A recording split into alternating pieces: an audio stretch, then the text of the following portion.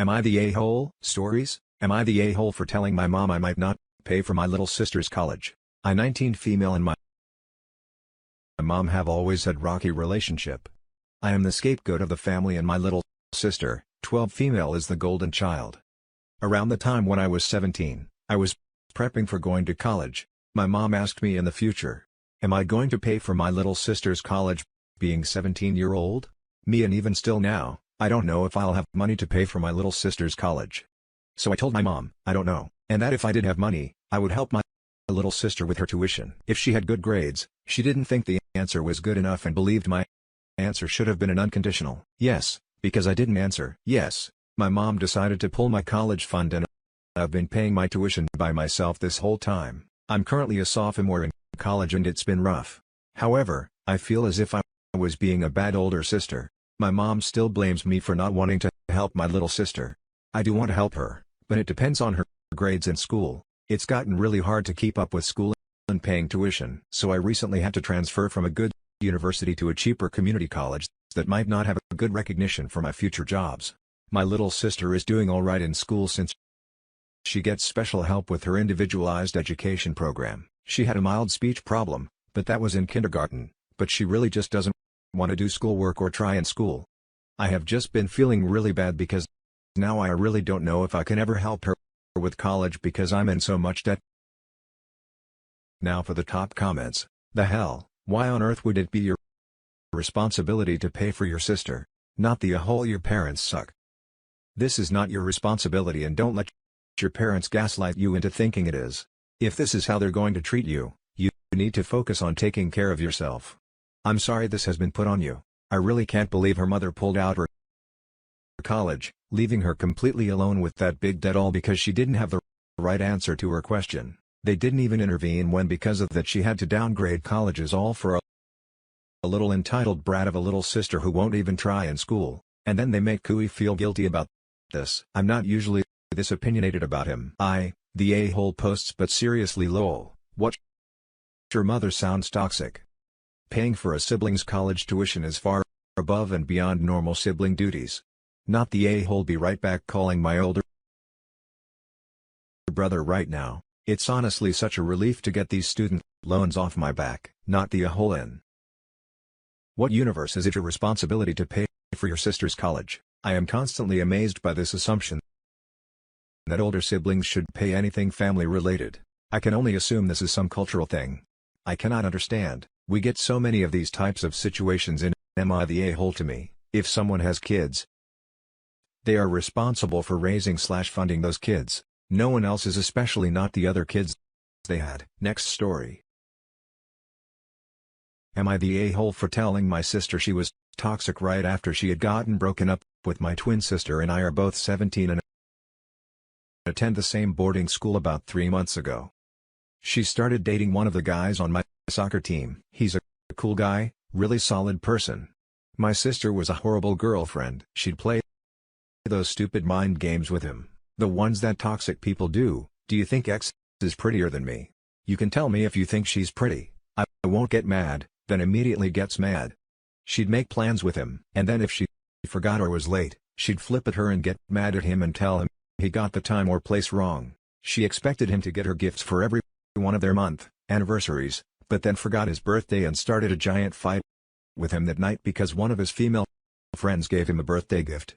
There are a million other examples, but I think you get the idea. She was controlling, jealous, selfish, a whole toxic cocktail. He broke up with her yesterday because he has self-respect and found out she had been snapping a random guy, her top. My sister and her friends were sitting in the lounge and she was sobbing her eyes out about how he broke up with her, and all of her friends were hugging her and telling her that he's just in a hole, he doesn't deserve her, and that she'll find someone better and make him sorry. He even left her. I told them that the only thing they had said that was true was that he didn't deserve her.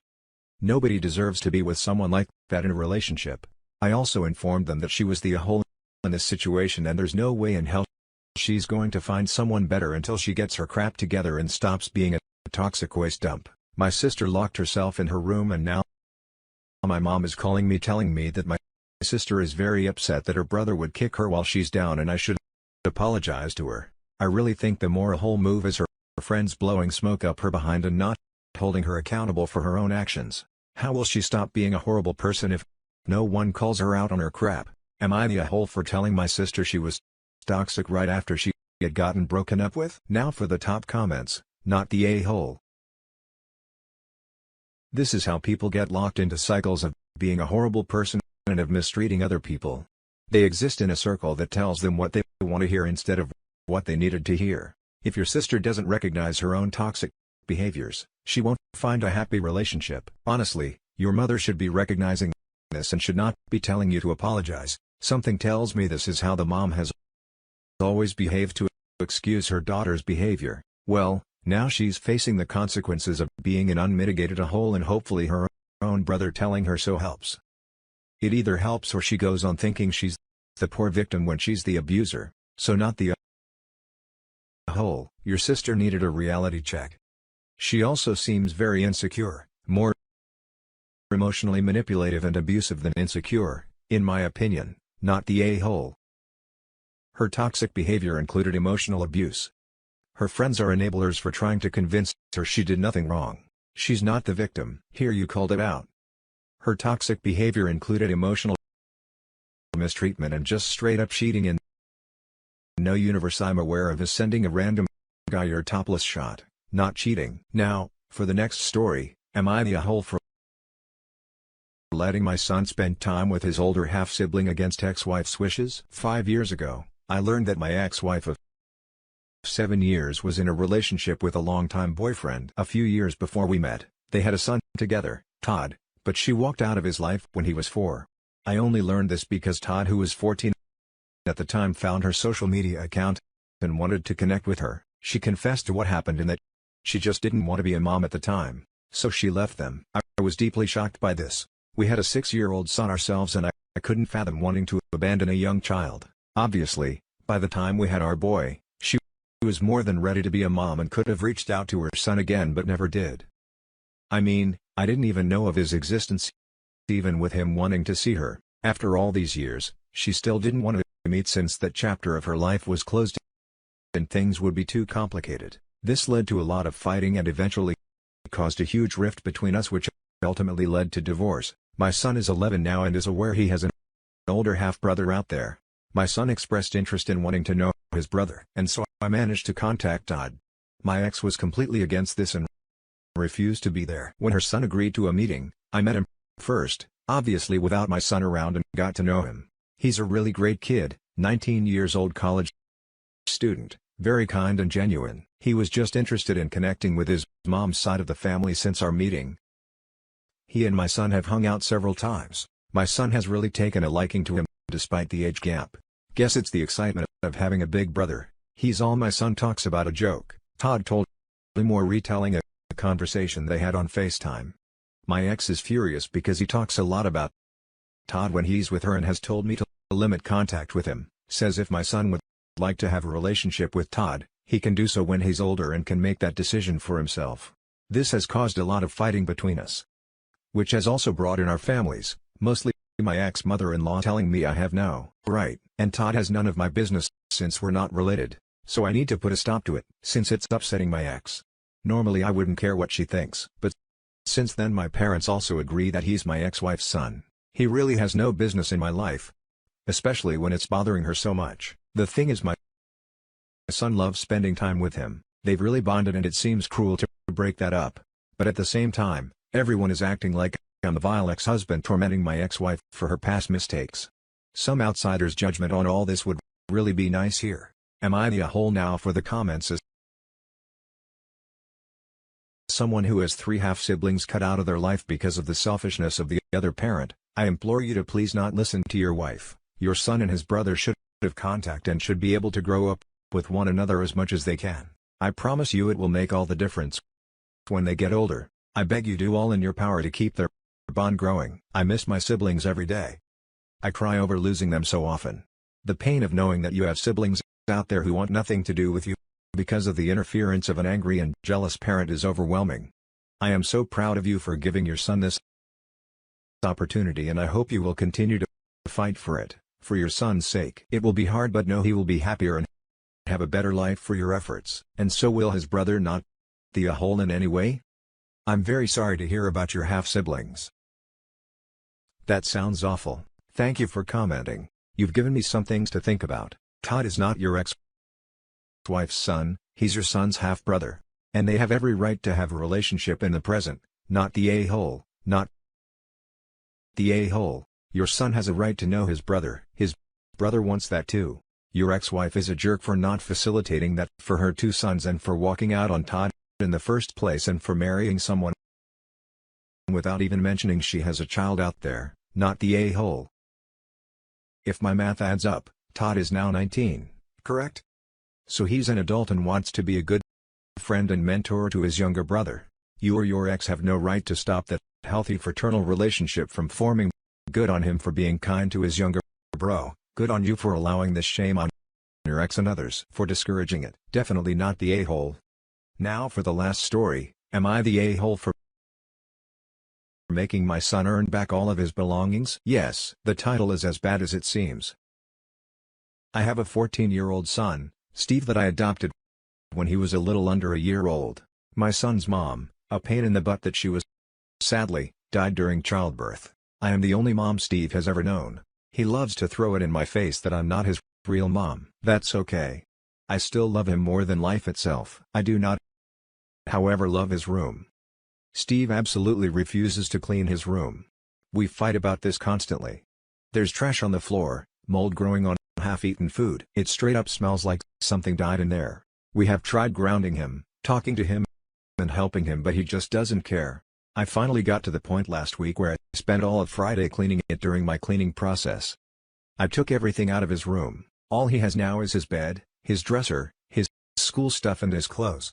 When Steve got home from school, he was screaming at me that I'm not his mom. I had no right to steal his stuff.